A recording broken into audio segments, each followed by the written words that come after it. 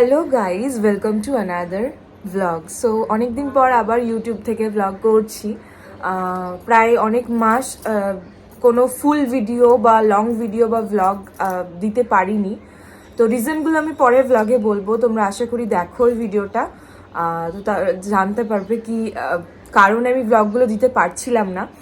তো আজকে ভ্লগটা আমি স্টার্ট করছি। আজকে পুরো দিনের ভ্লগটা তোমাদের সাথে শেয়ার করব।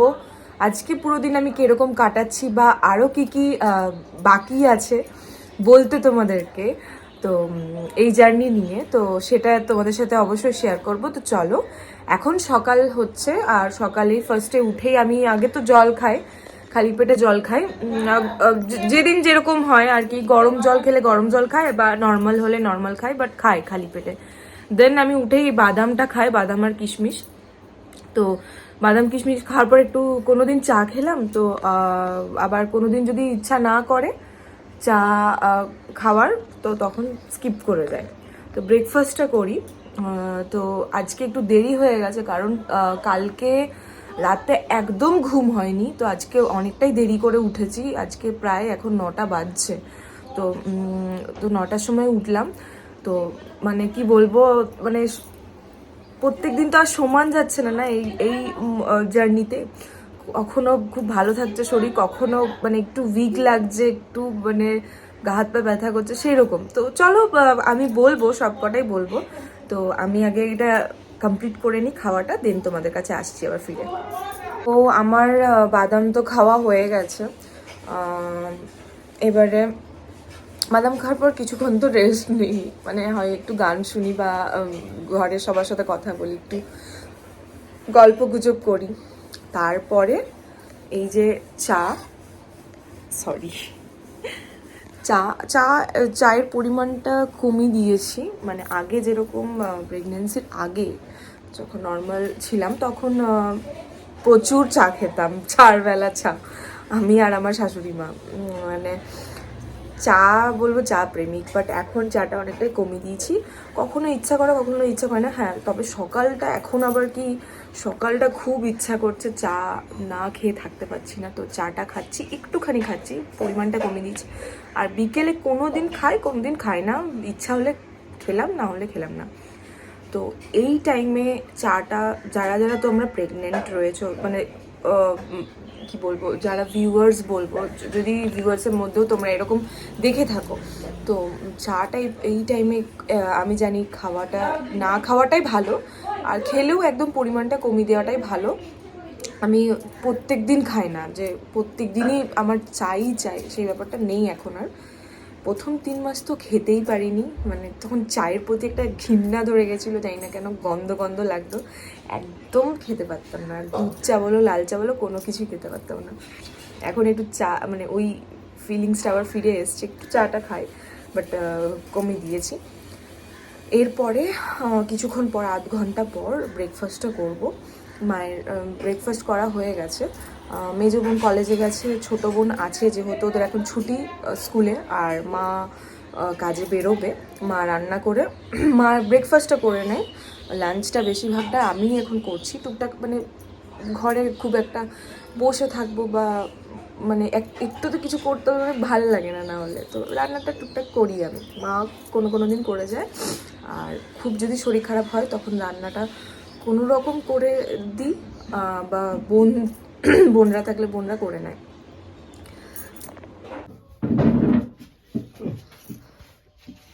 এই যে চলে এসছে, এখানে আমি খাচ্ছি রুটি আর আলু ভাজা, আর ইনি ফোন ঘাটছেন দেখুন শুয়ে শুয়ে। আর তো কোনো কাজ নাই, খালি ফোন ঘাটা ছাড়া।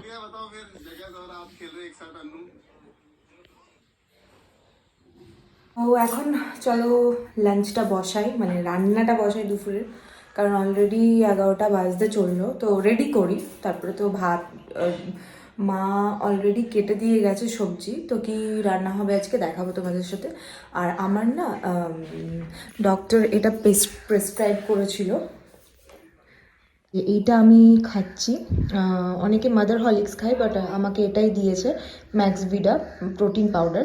তো এটাই ওয়ান অফ দ্য বেস্ট বলবো, এটা অনেকে না মাদার হরলিক্সটা খেতে পারে না, কারণ ওটাতে না মানে একটা অদ্ভুত গন্ধ থাকে, মানে যাই না গা গুলিয়ে ওঠে। তো ম্যাক্সভিডাটাই খাচ্ছি আমি, খুব ভালো খেতে, অনেক রকমের ফ্লেভার পাওয়া যায়। তবে এবারে ভ্যানিলা ফ্লেভার এনেছে আমার হাজব্যান্ড, ওটার জন্য খুব রাগারাগি। ভ্যানিলা ফ্লেভার একদম ভালো লাগে না আমার। চকলেট ফ্লেভারটা দারুণ ছিল, মানে আমি দুটো করে শেষ করেছি চকলেট ফ্লেভারে। এটা ভ্যানিলা ফ্লেভার এনেছে, ভ্যানিলাটা একদম বাজে খেতে। তো তোমরা যারা যারা দেখছো বা এরকম কিনবে ভাবছো, যারা উড বি মাদার বা মানে আর কি প্রেগনেন্ট, তো বলবো চকলেটটাই নিও, চকলেট ফ্লেভারটা দারুণ খেতে। তো চলো কি কি রান্না হবে দেখাই তোমাদেরকে। এই যে বাঁধাকপি আলু কেটে দিয়ে গেছে, বাঁধাকপি করবো আজকে, আর চাল ভিজিয়ে দিয়ে গেছে, চালটা বসাবো। আর ভাবছি যে একটু মুগ ডাল করবো। তো চলো করা যাক।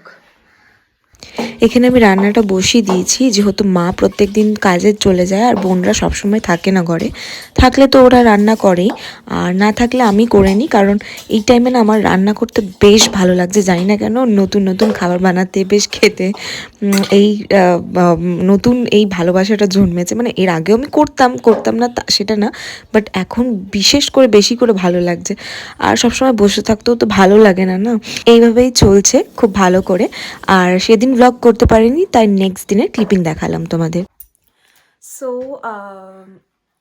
ফাইনালি আমি রিভিল করছি যে আমার কত মাস চলছে। আমার জাস্ট 7th মান্থস আমার ঢুকেছে আর কি, চলছে। তো তোমরা অনেকেই আমাকে জিজ্ঞেস করছিলে দিদি তোমাদের স্বাদ আছে কি না, বা কবে হবে বেবি শাওয়ার। তো যেটা বলার, তোমরা তো ক্যাপশনে দেখেই বুঝতেই পারছো, তাও বলে দিচ্ছি যে আমার শ্বশুর বাড়িতে স্বাদ নেই, আর আমার বাপের বাড়িতে স্বাদ আছে কিন্তু 9 মাসে। তো এবার আমার 7 মাস চলছে। তো যাই হোক, সজল বলছে একটু আধটু জাস্ট নর্মাল রিচুয়ালস নয়, জাস্ট আমার খেতে ইচ্ছা করেছে কিছু জিনিস। তো বললো যে ঠিক আছে চলো আমি সব কিছু অ্যারেঞ্জ করে দেবো। তো নর্মাল একটা ঘরে একটা ছোট্ট করে অনুষ্ঠান হবে। এবার 9 মাসেরটা জানি না কি হবে, 9 মাসের যখন আসবে তখন দেখা যাবে, 9 মাসের স্বাদটাও হতে পারে। আর তো ওই কারণেই হচ্ছে যে আমি কিছুদিন ধরে মানে বলতে পারছিলাম না তোমাদেরকে যে হবে কি না, আমি জানতাম না যে কি হবে। তো যাই হোক,